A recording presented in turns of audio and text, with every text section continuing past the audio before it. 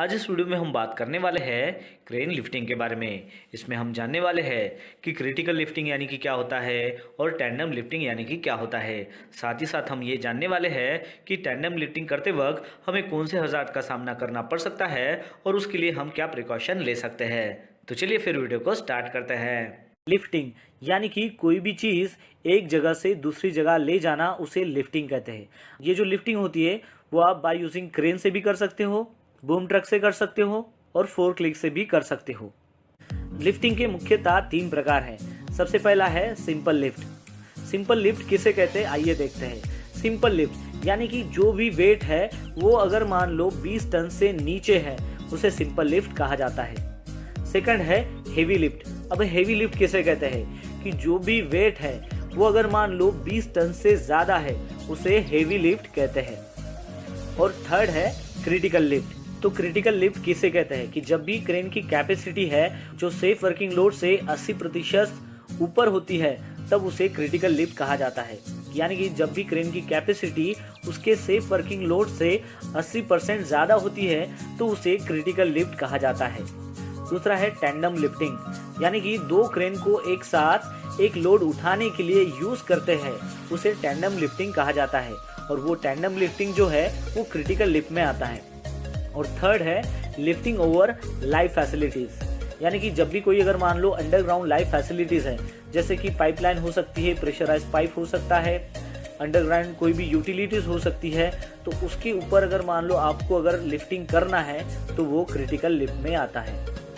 तो सबसे पहले जानते हैं कि ये टैंडम क्रेन लिफ्ट यानी कि होता क्या है उसके बारे में।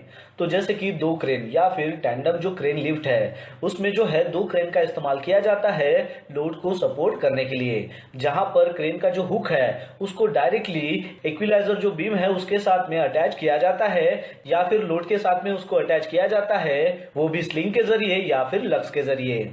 जैसा कि आपको पता होगा कि जब भी हम वर्टिकल वेसल का इरेक्शन करते हैं तो उस वक्त जो है हम 2 क्रेन का इस्तेमाल करते हैं। तो उसके अप एंड में यानी कि उसके टॉप एंड में जो है वहां पर हम एक क्रेन का इस्तेमाल करते हैं और उसके बॉटम एंड में जो है दूसरी क्रेन का इस्तेमाल करते हैं, जिसको हम खाली टेलिंग करने के लिए उसका इस्तेमाल करते हैं। तो इसको भी जो है हम 2 क्रेन लिफ्ट जो है वो कह सकते हैं, यानी कि इसको भी हम टैंडम क्रेन लिफ्ट कह सकते हैं। चलिए अब जानते हैं कि टैंडम लिफ्टिंग करते वक्त हमें कौन से हज़ार्ड का सामना करना पड़ सकता है उसके बारे में। तो सबसे पहला हज़ार्ड है वो है सस्पेंडेड लोड, यानी कि टैंडम क्रेन के जरिए यानी कि 2 क्रेन का इस्तेमाल करके हम जो भी लोड उठा रहे हैं तो उसमें जो सस्पेंडेड लोड है वो वहां पर एक हज़ार्ड है। फिर उसके बाद है क्रेन कोलैप्स, यानी कि यहाँ पर जो लोड उठाया जा रहा है 2 क्रेन के जरिए तो वो जो दोनों क्रेन है वो वहां पर कोलैप्स भी हो सकती है, तो वो भी एक हज़ार्ड है। फिर उसके बाद का हज़ार्ड है वो है फॉल ऑफ लोड, यानी कि ये जो लोड है ये भी नीचे गिर सकता है, ये भी एक खतरा है। फिर उसके बाद का हज़ार्ड है वो है डैमेज टूल्स एंड टैकल्स, यानी कि जिस किसी लोड की हम टैंडम लिफ्टिंग कर रहे हैं तो उसको जो अटैच किए गए जो भी टूल्स एंड टैकल्स है वो अगर डैमेज कंडीशन में है तो वो भी एक हज़ार्ड है। फिर उसके बाद का हज़ार्ड है वो है मैकेनिकल फेलर, यानी कि जो 2 क्रेनें हम यहाँ पर इस्तेमाल कर रहे हैं टैंडम लिफ्टिंग के लिए तो उसमें भी मैकेनिकल फेलर आ सकता है, तो वो भी यहाँ पर हज़ार्ड है। फिर उसके बाद का हज़ार्ड है वो है इम्प्रॉपर रिगिंग, यानी कि ये जो स्लिंग है जो हम अटैच करते हैं लोड के साथ में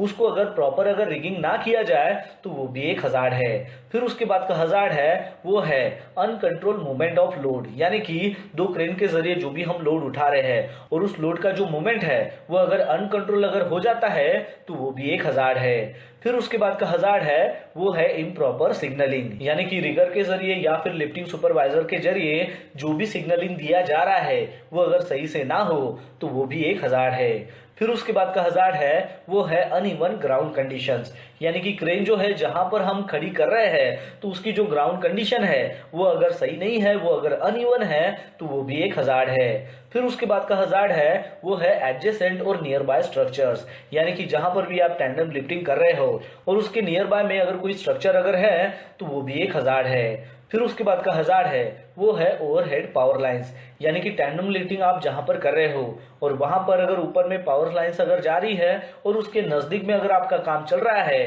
तो वो भी एक हज़ार्ड हो सकता है। फिर उसके बाद का हज़ार्ड है कि टैंडम लिफ्टिंग के वक्त जो भी प्लांट फैसिलिटी है तो उसमें जो है ये लोड जो है वो हिट कर सकता है, वो भी एक हज़ार्ड होता है। फिर उसके बाद का हजार्ड है वो है कि क्रेन मशीनरी से इंजुरी भी हो सकती है, तो वो भी एक हजार्ड है। और फिर उसके बाद का हजार्ड है कि वहां पर टैंडम लिफ्टिंग के लिए अगर वहां पर अनस्किल्ड जो अगर मैन पावर वहां पर डिप्लॉय किया गया हो तो वो भी एक हजार्ड है। तो इस तरीके से ये सारे जो हजार्ड हमने यहाँ पर देखे हैं इसका सामना आपको करना पड़ सकता है जब भी आप टैंडम लिफ्टिंग करते हो तब। चलिए अब जानते हैं कि ये टैंडम लिफ्टिंग एक्टिविटी के वक्त हमने क्या प्रिकॉशंस लेने चाहिए उसके बारे में। तो सबसे पहला पॉइंट है वो है कि टैंडम लिफ्टिंग करने से पहले हमारे पास प्रॉपर वर्क परमिट है क्या, यानी कि ये जो टैंडम लिफ्टिंग है इसको करने की हमारे पास परमिशन है क्या, परमिट है क्या, उसको हमें चेक करना होता है। फिर उसके बाद का सेकंड पॉइंट है वो है कि टैंडम लिफ्टिंग का जो लिफ्टिंग प्लान है वो वहां पर बनाया गया है क्या, वो भी ऑथराइज पर्सन से, उसको भी हमें चेक करना होता है। फिर उसके बाद का पॉइंट है कि टैंडम लिफ्टिंग जहां पर हो रहा है तो वो जो लिफ्टिंग का एरिया है उसको बैरिकेड किया गया है क्या, और वहां पर प्रॉपर साइन बोर्ड जो है वो वहां पर डिस्प्ले किए गए हैं क्या, वो भी आपको देखना है। तो ये भी प्रिकॉशन आप ले सकते हो। फिर उसके बाद का पॉइंट है कि क्रेन हो, टूल्स एंड टैकल्स हो तो उसका थर्ड पार्टी इंस्पेक्शन हुआ है क्या, उसको आपको चेक करना है। साथ ही साथ जो है आपको उसका कलर कोडिंग हुआ है क्या, वो भी चेक करना है। फिर उसके बाद का पॉइंट है कि जो भी क्रेन ऑपरेटर हो, रिगिंग सुपरवाइजर हो या फिर रिगर्स हो तो इन सभी के पास थर्ड पार्टी सर्टिफिकेट है क्या, उसको भी आपको चेक करना है। फिर उसके बाद का पॉइंट है कि जो भी सस्पेंडेड लोड है तो उसके नीचे में आपको खड़े नहीं रहना है, वहां पर आपको स्टे नहीं करना है। फिर उसके बाद का पॉइंट है कि जो भी सेफ्टी डिवाइसेस है जैसे कि एंटी ट्यूब लॉक डिवाइस हो गया, एनेमोमीटर हो गया, लिमिट स्विच हो गया या फिर लेवल इंडिकेटर हो गया, तो ये जो सभी सेफ्टी डिवाइसेस है ये क्रेन में इंस्टॉल है क्या, इसको भी आपको चेक करना है। फिर उसके बाद का पॉइंट है कि क्रेन को जो है एक लेवल ग्राउंड में जो है आपको पोजीशन करना होता है।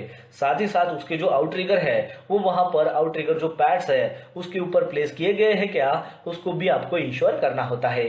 फिर उसके बाद का पॉइंट है कि आउटरिगर्स जो है वो कंप्लीटली एक्सटेंडेड होने चाहिए, इसको भी आपको इंश्योर करना होता है। फिर उसके बाद का पॉइंट है कि टैंडम लिफ्टिंग करते वक्त हमें जो है मल्टीपल क्रेन का इस्तेमाल करना होता है, तो वहां पर सिंगल पर्सन ने जो है वहां पर डायरेक्शन देना है और उस ऑपरेशन को वहां पर कंट्रोल करना है।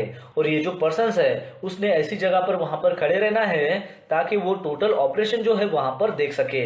साथ ही साथ जो क्रेन का ऑपरेटर है उसके भी साथ उसका कांटेक्ट जो है वो बना रहना चाहिए। तो ये जो सारे पॉइंट्स हमने यहाँ पर देखे हैं ये सारे प्रिकॉशंस हमको लेने होते हैं जब भी हम टैंडम लिफ्टिंग करते हैं।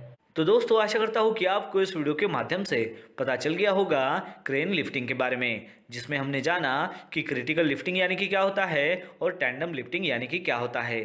साथ ही साथ हमने जाना कि टैंडम लिफ्टिंग के क्या हजार्ड्स हो सकते हैं और उसके लिए जो है हम क्या प्रिकॉशन ले सकते हैं। तो बस आज के लिए इतना ही, मिलता है नेक्स्ट वीडियो में एक नए टॉपिक के साथ में। तब तक के लिए टेक केयर, बाय बाय।